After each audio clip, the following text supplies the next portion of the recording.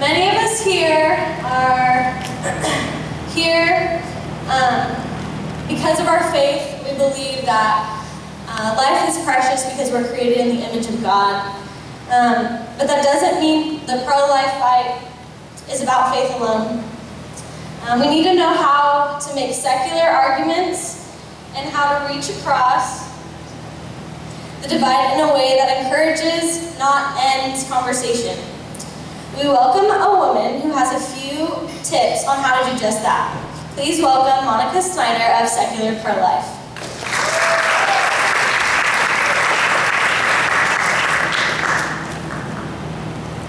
Can you hear me? Okay. I'm Monica Snyder. I'm from the group Secular Pro-Life. I'm an agnostic.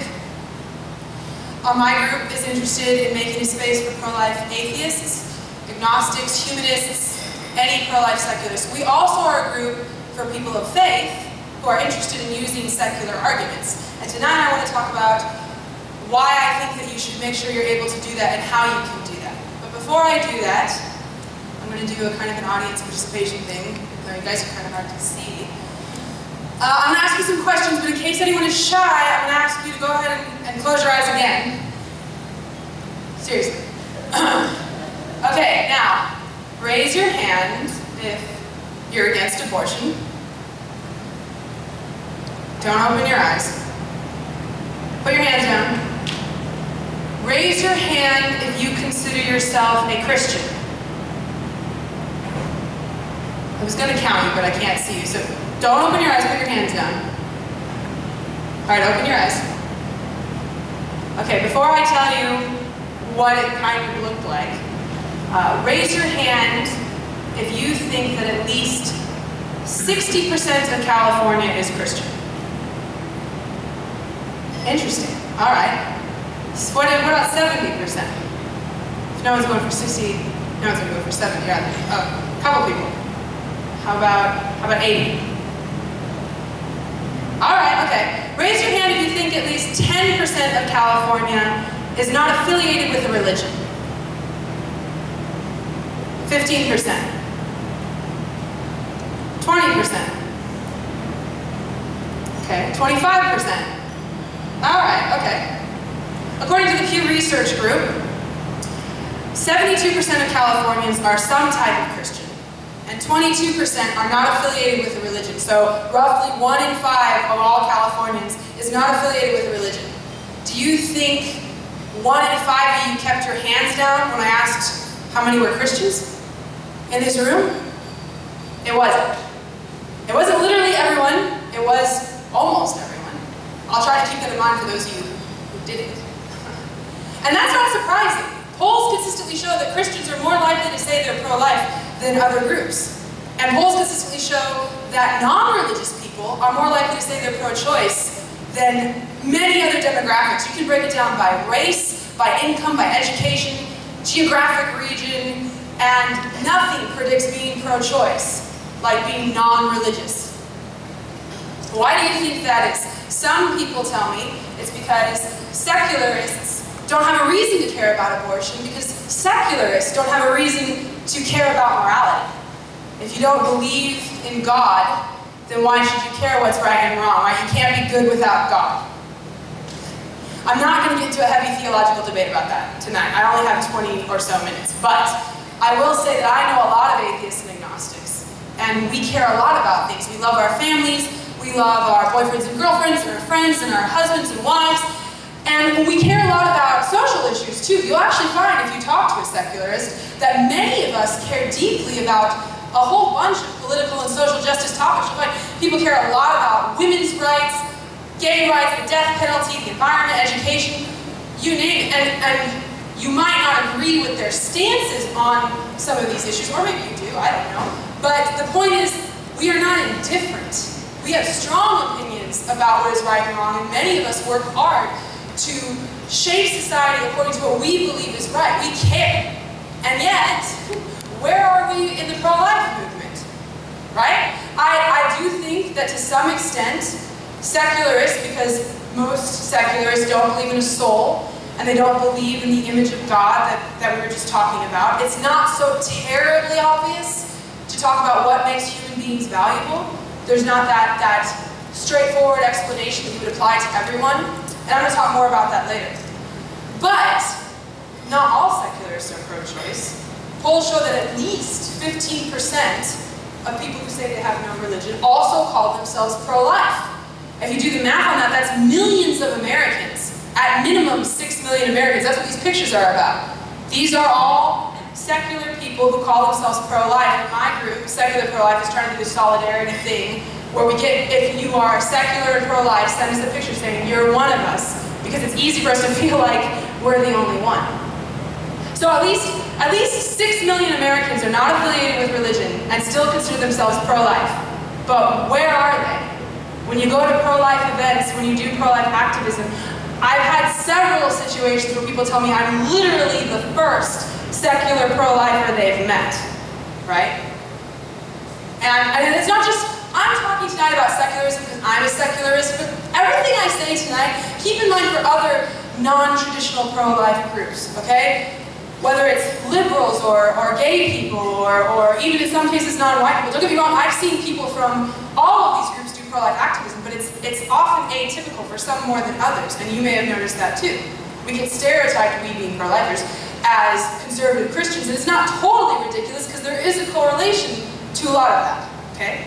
Now here's the question. Should you care? Let's say that you're doing a great job, and here I'm speaking to the Christians in the room, obviously, not necessarily everyone. Let's say you guys are doing a great job of getting your churches more involved and your youth groups more involved and a lot of more activity on the Christian side, which is great. I am all for that. Should you care that there's sort of this drop in participation from these other groups? Yes, you should care, okay? What is our goal here? Why are you here? We are against abortion. We think abortion is a human rights violation. And it doesn't just harm the preborn who it kills, but also mothers and fathers and siblings and families and communities that will never meet those children. Okay? We want to live in a society, I would say, not just where abortion is illegal, but where abortion is unthinkable. Like, what if you lived in a society where abortion was like cannibalism? Where it's such a travesty that not only does nobody do it, you're not even going to debate the legality of it. Nobody would even take you seriously if you brought it up. What if you lived in that society? Okay? But if we want to make abortion unthinkable, and we should, then we need a stronger voice. We need a more persuasive, larger movement, and we're going to need everyone. And when you're talking about everyone in a country as diverse as the United States, in a state as diverse as California, everyone is going to include people that, at least in one way and sometimes more, are very different from you. So how do you talk to those people? How do you talk to people that come from such a different place and reach those hearts and minds? However you do it, we better find a way to bridge those gaps, because the people unlike us, they're not going anywhere. They vote. They have friends and family that they influence, that care what they think. And this is especially true of secularists. Polls show church and synagogue attendance has been decreasing, and more people in the country are saying they're not affiliated with a religion, including calling themselves atheists. And this trend has been going on for years, including the youngest generation. And for polls, the youngest generation means 18 to 29. They don't poll below 18. But they are more likely to say they're unaffiliated with religion than the older groups. And however we might feel about that trend personally, and I'm sure there are very strong feelings about that trend, it does mean there's a growing space for secular outreach in the pro-life movement. So how do you do that? How do you begin to reach those people? I think that pro-life activists are very used to, often without even meaning to, talk about their pro-lifism in terms of their faith or their religion. And you know what? There's a huge place for that. Because most pro-lifers are Christian. Most of the country is Christian. So if you are talking with people, remember Josh was talking about finding common ground? If you share a common ground of your faith and you have a shared basis of understanding on that, then by all means, talk about it in terms of your faith. That makes sense. Not only do I think there's nothing wrong with that, I think it's the strategically smart thing to do. You take what you have in common with people and you build from there. That's great. The problem is when you start to think that everyone you're talking to, especially if you're in a pro-life event or pro-life activism, is Christian. And you know what? It's not just Christians who do this. I'm an agnostic, and I talk to everyone like they're a Christian because I asked them, I was doing a presentation at Stanford in the spring, and I just, without even meaning to, while I'm lecturing other people about being more inclusive, I talked to the whole room like, like everyone was a Christian. When it was over, an atheist came up to me and he was like, "You suck, man. You didn't even think about including me, and you're an agnostic." So it's an easy mistake to make. You're used to everyone being Christian, and if there are non-religious people in the group, as there may be tonight, many times they're not like super excited about letting everyone know they're not religious. It can be awkward, okay? It can be awkward conversations. So it's easy to make the mistake of thinking everyone around you is Christian. That's understandable, but it's a problem, okay? To give you some examples, just in my experience, a few years ago I tried to volunteer at a crisis pregnancy center, and they would not accept volunteers unless they signed a paper saying Christ is Lord and Savior. And I'm not willing to lie about that, so I couldn't work with them. And a couple months ago I was at a conference, about 300 young people, college age, maybe not as much high school, but the same kind of thing. And two different speakers during the day made a point on stage of talking about how pro-life atheists can't really defend their views. So I was super excited about that. And a couple months after that, I went to a pro-life summit with between 100 and 150 major pro-life activists in California. And at one point early on in the summit, a guy with a microphone said that he thinks the best way to help the pro-life movement in California is to, quote, get the pagans out of political office. And when he said that, the room burst into applause. How welcome do you think I felt? Not especially, okay? And then a couple weeks ago, a guy told me that working for secular pro-life mocks God by stealing his glory. Now, don't get me wrong, I don't think this is typical behavior. We have a lot of Christians that work with our group. Some of our biggest supporters are Christian pro-lifers, are bloggers, and people that help us with a lot of things.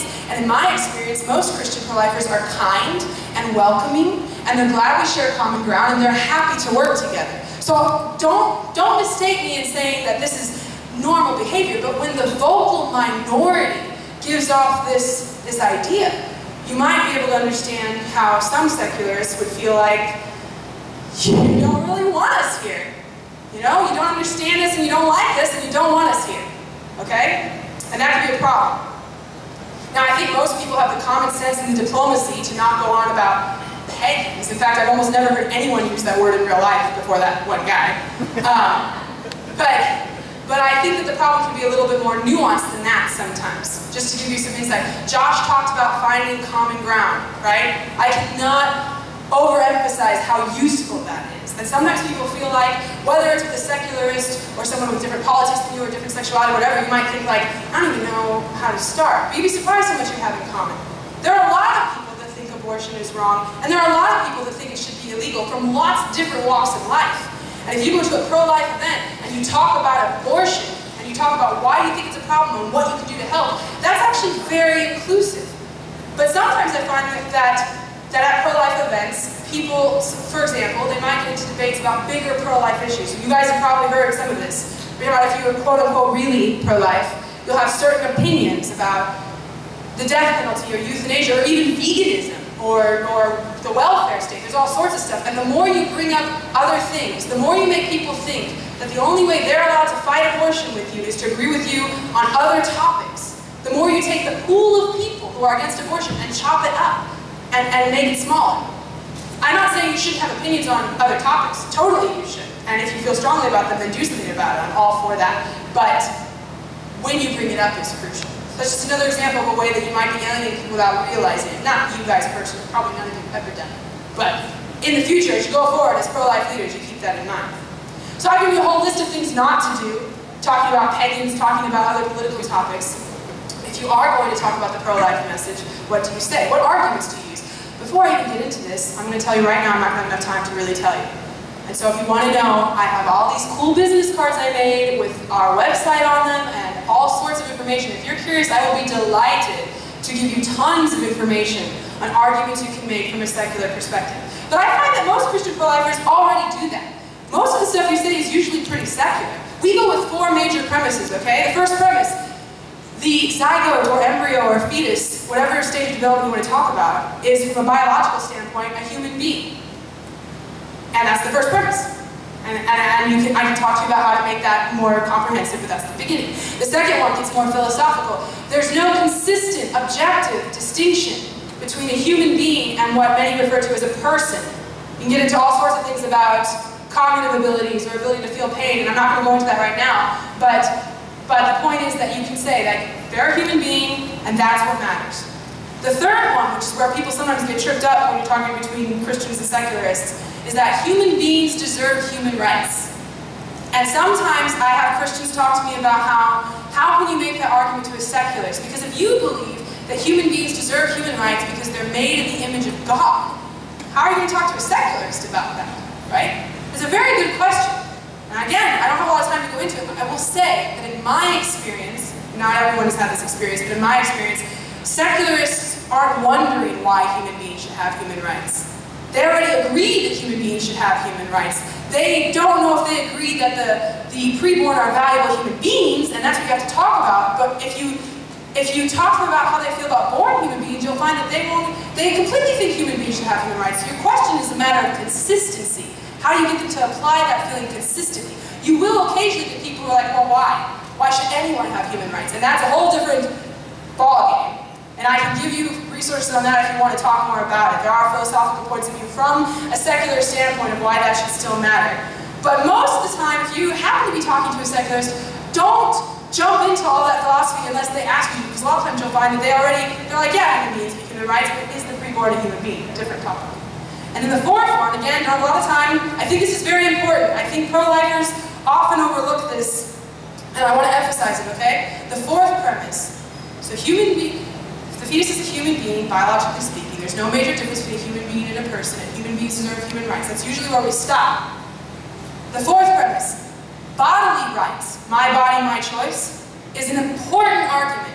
There are many situations in society where bodily rights take precedence. It's not enough to justify abortion. And if you're really interested in getting into debates and discussions and dialogue, you should look into this so you can talk about it. Because at least the pro-choicers that I know that are the most intelligent pro-choicers, this is one of the first things they'll go to is bodily rights. So I can't get into all the details why all those are true.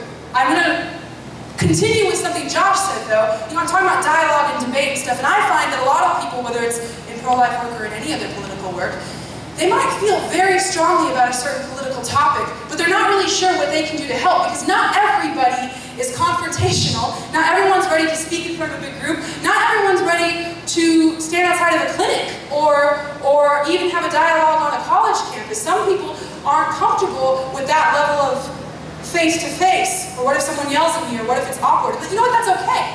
There are lots of ways you can help the pro-life movement. If you can do those things, do those things. You can find them very interesting and they can teach you a lot. But if you're not sure you're ready for that stuff, you're not ready to hold clever picket signs, I submit that one of the best things you can do, especially young people, for the pro-life movement is learn how to be good friends with people who are totally different from you. Seriously. There's 3 ways that this helps the pro-life movement. The first one is, and especially for those of you about to go into college and those of you already in college, many women in crisis pregnancies, as we just heard a story earlier tonight, choose abortion because they feel like they lack support. It's not that they can't wait to necessarily get rid of their pregnancy. Some of them would actually like to keep it, a lot of them would. And they feel like they don't have the financial support and the social support. If you are friends with a lot of people, you might find yourself in a position to be a voice of encouragement and comfort and resource, and that can be the difference between life and death. That's the first thing, okay? Second thing, when you become friends with people who are very different from you, you bust stereotypes. You want to be the token pro-life friend. They don't know any pro-lifer besides you. You're the first pro-lifer they've ever met in person, and they like you. You're nice, you're smart, you're interested in a lot of things. So then when someone starts mouthing off about the pro-life movement, this person thinks of their friend, and they're like, that doesn't really fit. They might even get defensive on your behalf because they don't want people bashing their friends. You just by existing as a good friend and being out as a pro-life person, you're helping show what the pro-life movement is like. It doesn't hurt that you're young, okay? Because a lot of people think the pro-life movement is just a bunch of people that have been fighting this since the 70s, grandmas outside of abortion clinics, and it's all going to go away eventually. It's not going anywhere, all right? Plenty of young people are pro-life, and we need to make that clear, okay? All right, thanks. So the first thing, you help someone in crisis pregnancy, bust stereotypes just by existing as a cool person. If for some reason you're not a cool person, you can just keep it to yourself. But if you're nice, okay?